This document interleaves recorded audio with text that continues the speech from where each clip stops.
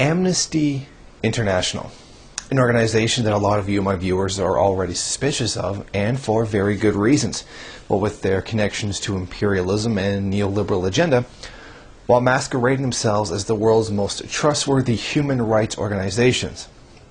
Well, now it appears that they have definite links to death squads. I'm not saying that they participate in death squads, they just have the people who own and operate them speaking at their conventions. Now, the 2012 annual general meeting of Amnesty International, which took place March 31st to April 1st, that took place in Denver, Colorado. The former U.S. ambassador to Syria, Robert S. Ford, was a keynote speaker on the very first day. Now, who is Robert S. Ford? Well, he served under John Negroponte, who was the ambassador to Iraq in the U.S. Embassy.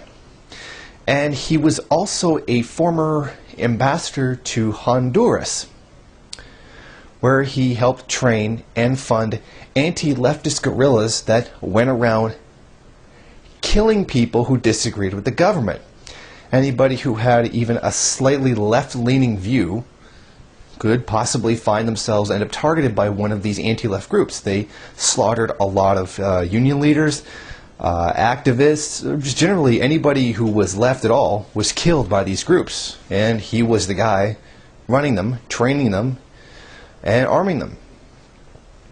Now, see, the thing is, he did the same under Negroponte in Iraq. He was responsible for much of the same against any kind of Sunni resistance. As Saddam Hussein came to an end and the chaos of the government being gone started up, the Sunni population was being largely suppressed, and he's responsible for the organization and training of a lot of those squads that went around suppressing the Sunni population. Outright, well, let's face it, political killings. And now he's been accused of doing the same thing in Syria. A lot of reports and a lot of whispers have been coming out of the international community that he's in Syria, or working with people in Syria, organizing raids against the Syrian government, and organizing a lot of the violence against the Syrian government. I mean, it's one thing not to support Assad. It's quite another to be a puppet of a foreign power, the largest foreign power, the least trusted foreign power, to actively support rebel organizations that are killing a lot of civilians against the government. I mean, come on, the people don't like Assad, right, supposedly? Well, if that's truly the case, then they've really got enough to go against them. But it's just very suspicious to try to trust these rebels when a foreign superpower is backing them up. And it makes them look very suspicious as well. Now, this is the deal with Amnesty International. What they do is they champion small reforms in the United States and then use the, I guess they call cred, of having questioned the world's superpower to go around and promote regime change in the third world. While doing that, they end up supporting the neoliberal agenda. Become, okay, we'll start attacking, such and such government in the third world, and the regime needs to be changed and need to be thrown out, and they have to make certain reforms being these social policies, or often than not, economic policies. Now, they never advocate anything like that for the first world. To them, it's always small initiatives, not regime change, completely changing the entire government and the entire form of system. I'm sure they've made, little criticisms about Guantanamo Bay and extrajudicial killings, just asking for things to change, but not outright openly advocating that the whole system be changed. Just these little things that would be easy and convenient, which more often than not don't even happen.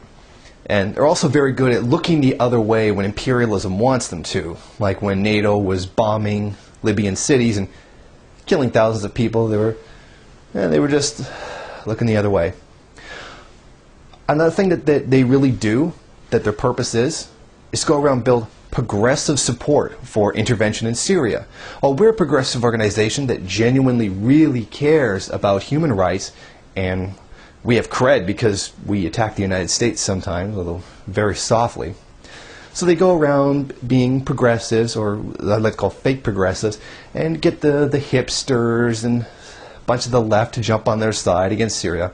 I mean, they're imperialist tools, just about like everybody else, and Amnesty International is no different. However, interestingly, on the second day of the annual meeting, the keynote speaker was Amy Goodman. Interestingly, I don't think she seemed to notice who the person was in the keynote speaking the day before her. Because I would have thought Amy Goodman would be able to notice something like that. But apparently, Amnesty International didn't either. And in fact, if you go to the link in the description towards their official announcement of it, they didn't bother to mention him at all. In fact, you will find almost no mention of him speaking there whatsoever. Amnesty International, why are you so death squad?